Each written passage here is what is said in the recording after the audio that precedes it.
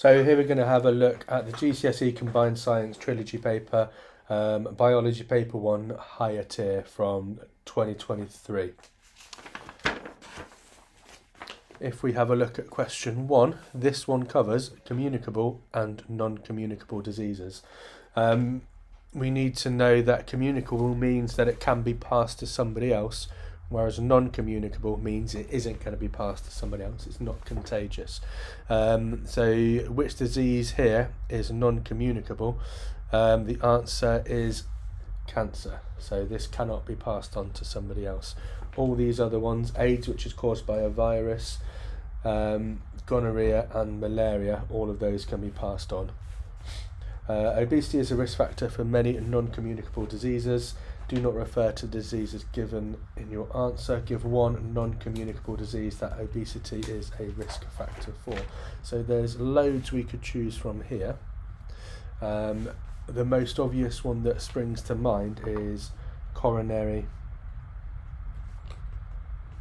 heart disease, CHD. You could also have diabetes. You could have high blood pressure.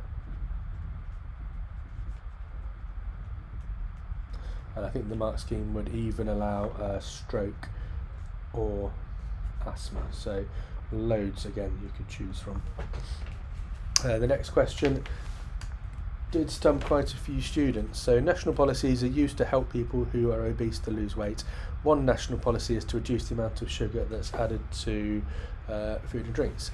Suggest one other, and I'm going to underline this: national policy.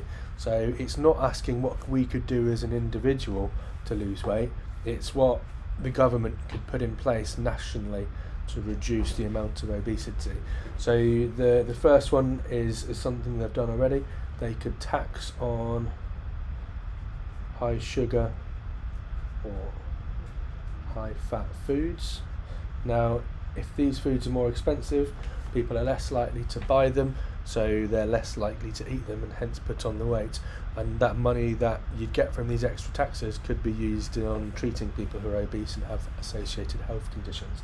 You could look at education, so you could teach people why they shouldn't eat fatty foods. You could look at restricting advertising. So you could stop people advertising for unhealthy foods.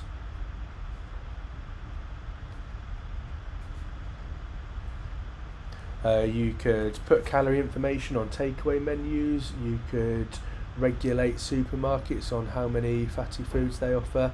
They could put exercise campaigns out there. There's loads you can do. Moving on to the next page. Here we have body mass index calculation. It gives us the equation, so we're going to need to use this later on. So they won't try and catch us out in this instance, they're helping us. This is an unfamiliar context that we need to try and solve a problem in. We have a person who is 1.64 metres tall and they have a mass of 69 kilograms. We need to calculate their BMI and see which category they fit into. Are they underweight, healthy weight, overweight or obese? So the BMI is going to be equal to their body mass, which was 69 kilograms, divided by their height in meters, squared. So we'll pop that into our calculator. 69 over 1.64 squared gives us a BMI of 25.65.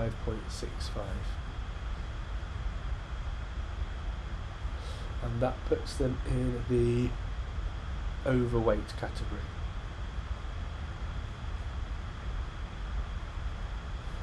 Again, pop that down there. On to the next page. Scientists investigated the effect of smoking and of BMI on the birth mass of babies. Women's BMI categories were determined before the women became pregnant, so before they became pregnant. And this is done simply because when you're pregnant, you gain mass during pregnancy. So it kind of makes sense, really. Women gain mass during pregnancy. So you don't know how much is their body composition and how much is the baby itself. And that's all we needed to put for that one. We have some data underneath that talks about the birth weights of babies given the weight category of the parents, and we need to draw some conclusions from here. So we've got weight categories and we've got smokers, so there's kind of two sets of data we're looking at, and we need to pull out some conclusions from this data. So the most obvious one for me is that if you're a smoker, then your baby weighs less. So for all weight categories, the smoker always had smaller children. So we can definitely put that one. Smokers have babies with lower birth mass. So smokers have babies with a lower birth mass. You could also say that smokers with higher BMIs had heavier babies.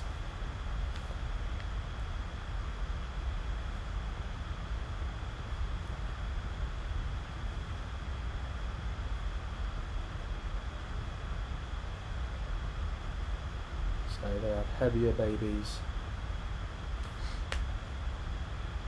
than those of lower BMIs.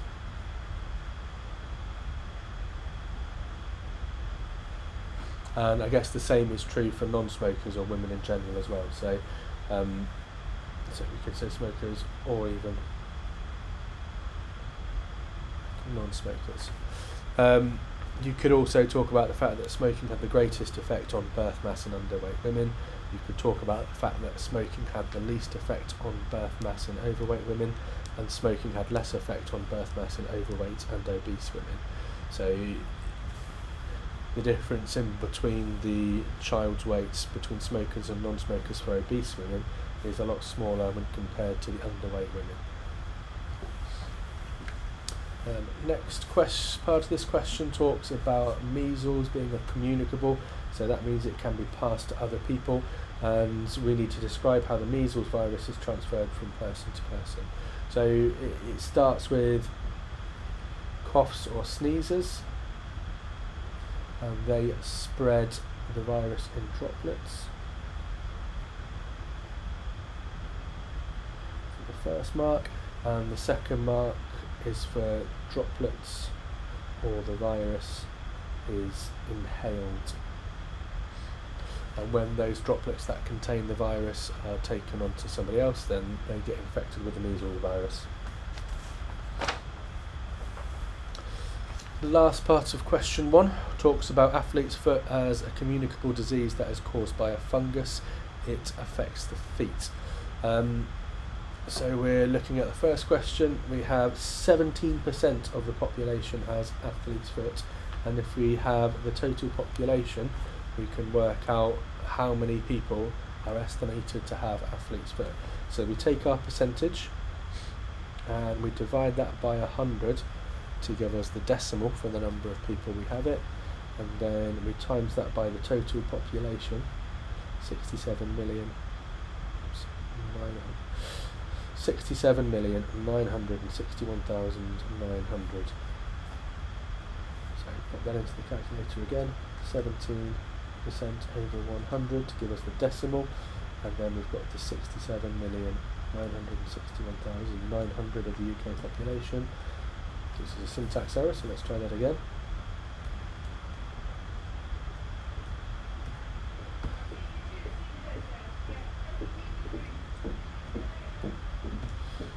That's better. So we're looking at around 11 million people.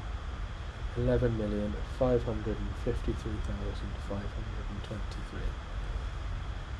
So 11,553,523. And then finally for question 1, athlete's foot fungus grows in moist conditions. Suggest one way a person could reduce their chance of catching athlete's foot. You could always dry your feet thoroughly.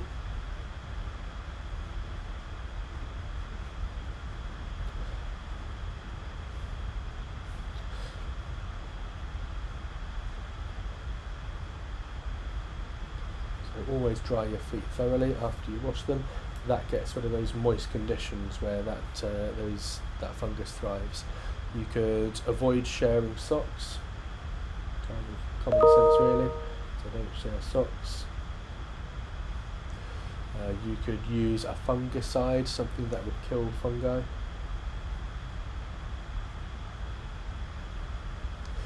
Or you could avoid walking around barefoot in public or contaminated areas. So you could use foot powder, you could wear silver impregnated socks which would kill the fungus, you could wear flip-flops in public or contaminated places, so lots to choose from there.